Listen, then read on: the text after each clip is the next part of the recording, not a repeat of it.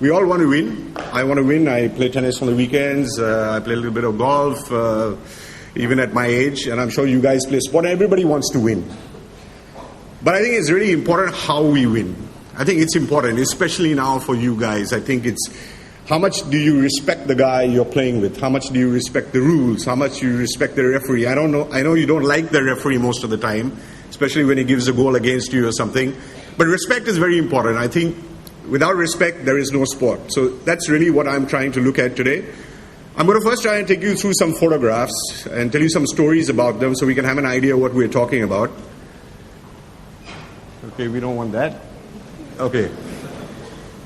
First, let's look at the ugly side of sport. When we're talking about respect or therefore lack of respect, let's just have a look at some of these slides. Okay, this is something that happened a couple of months ago. The guy on the right-hand side, that's your right-hand side, you can make out he's not very happy that he's lost. His name is Radek Stefanik, and the other guy is a guy called Janko Tipsarevic. They are sort of middle-level tennis players. They played a Davis Cup match recently. They played a 5-set match. It was a great match. But at the end of the match, something pretty unfortunate happened. Stefanik, you can't see it here, Stefanik actually made a pretty ugly gesture towards the guy who beat him, and then he said something abusive towards him. And as you can make out, he's not even really that interested in the handshake.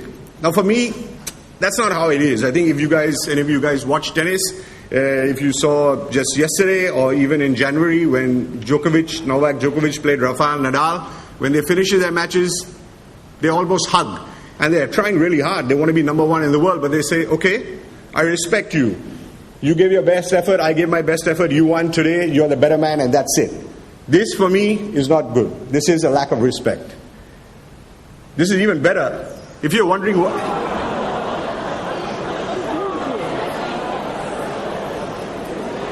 I thought it's a perfect photograph to show you what lack of respect is. So these two guys, Terence will know better. I think it's either a European Championship or this was in a World Cup. I think it was a European Championship. World Cup? World Cup.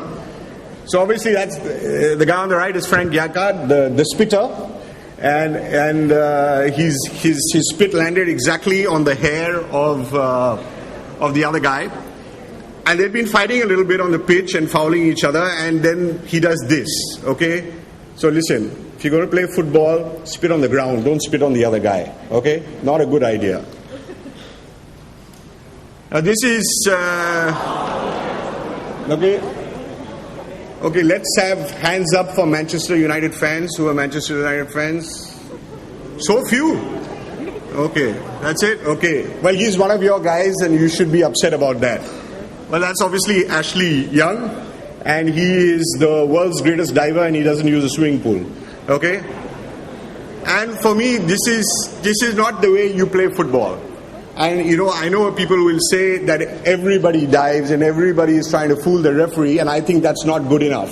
I think managers have to say you don't dive because diving is cheating. There's nothing complicated about it at all. Diving is cheating and you don't dive. Okay, let's look at another side of it. Okay, we're going to try to quickly move on. We're going to look at some of the beautiful things in sport. Okay, this is a very famous photograph, happened way before you guys were born.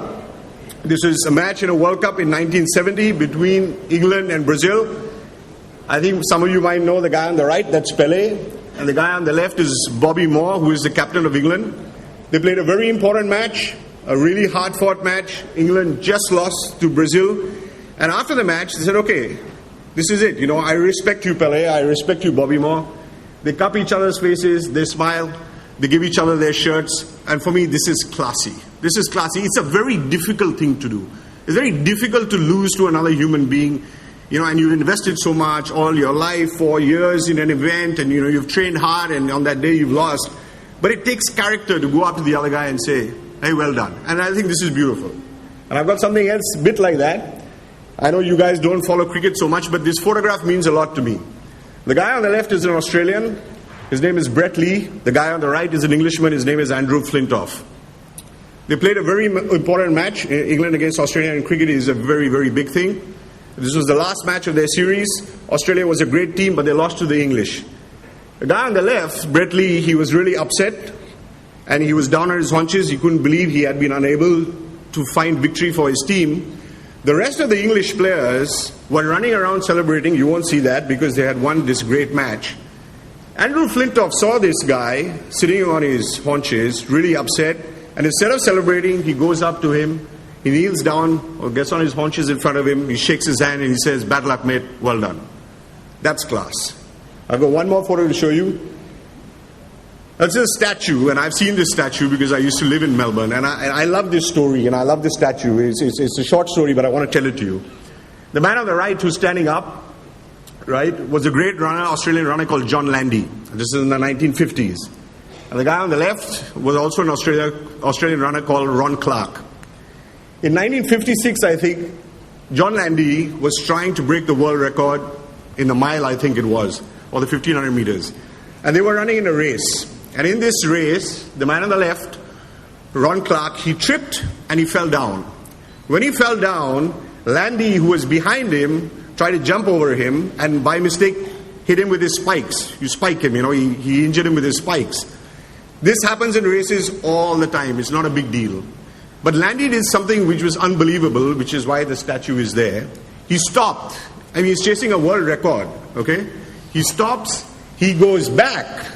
He checks with Ron Clark, "Are you okay? Are you hurt?" In the middle of a race. And Ron Clark says, "Of course I'm okay. Get out of here. Start running." And only then does Landy start running again. And the incredible thing about this story is, even though he stopped and he checked on this guy, John Landy still won the race. Okay? Just tells you how fast he was.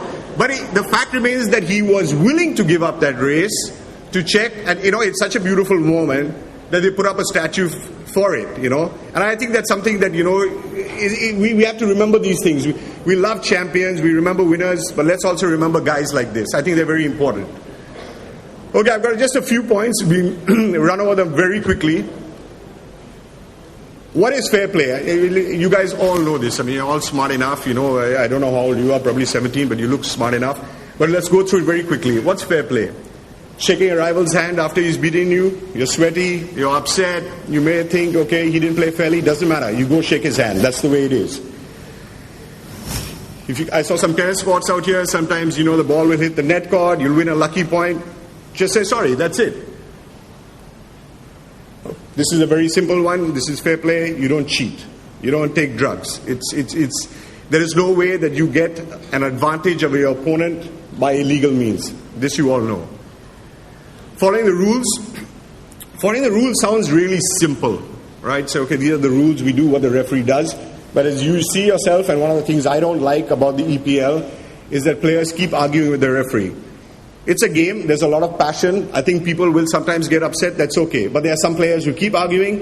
What I like about Lionel Messi, he gets stripped all the time, he's the greatest player in the world, he falls down, he might say like this to the referee, and then he carries on.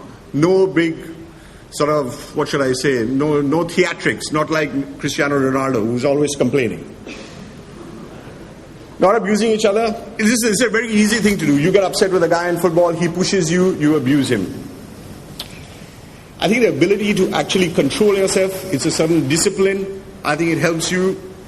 If you're going to abuse somebody, do it so that he can't hear you. But don't do it to him. That just doesn't make sense.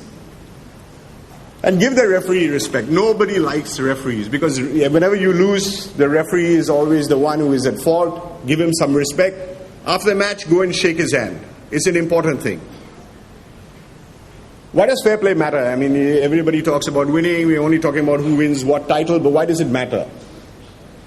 Because sport is not war. Okay, everybody uses, and even I use sometimes, I will use words in my stories about the battle between United and City and the battle between Chelsea and Liverpool, but really it's not a battle. Okay? A battle is when lives are lost. War is when lives are lost. That's a serious business. This is sport, and we have to remember that this is only sport. And sport is beautiful because it is played within certain rules, and that's what makes it special. So remember that. Okay, I've already discussed that. I think, as I said, fair play is not easy. Keeping your temper is not easy. Following the rules is not easy. It's not supposed to be easy. That's why you're supposed to learn certain things from it. So if you do it, it makes you a better person. I firmly believe that. We've discussed this already. Respect, no respect, Sport it becomes like anything else. It becomes a savage enterprise. I think this you heard a lot from people, that you're supposed to learn values from sport, and there are. You learn about discipline, you learn about playing with your teammates, you learn about hard work. I mean, all the great athletes in the world are the guys who get up early in the morning, go and practice. They're the last guys to leave the practice ground. Hard work is very important, and these are the things that we learn from sport. If you don't have fair play, then we have a problem. And here's a small statistic I'm going to show you. They did a survey in Britain recently, and they would be ages 8 to 16, so they were just kids younger than you. 51% of those kids had been subject to mental intimidation on a field. And that is, half the kids had had problems with fair play. So please, when you go to fields, when you play sport, keep these things in mind. Okay, we're at the last section of this talk. It's a very simple thing. How will fair play stay alive? When we love athletes, when we have stars, we often think we don't care what they do as long as they win. We have to care what they do. If you're a Manchester United supporter, and there's some of you here, you have to be upset with Ashley Young diving. You have to say that that's not good. It doesn't matter if he won you the match against somebody. You have to say that's not good. It's very important. You have to make sure the teachers, coaches, managers, and top athletes live by it. And I'm very serious about this. I think that your teachers have to tell you these things. And if your teachers aren't telling you these things, and if they're telling you that winning is more important than fair play, then they're wrong. I'm very clear about this. Okay? So teachers, coaches, managers, but it's not just them. It's also you. And that's the last point I want to make. Fair play, don't expect just teachers to tell you. Don't expect great athletes just to do it. You've got to do it yourself. That's very important. And that's all I have to say. Thank you very much.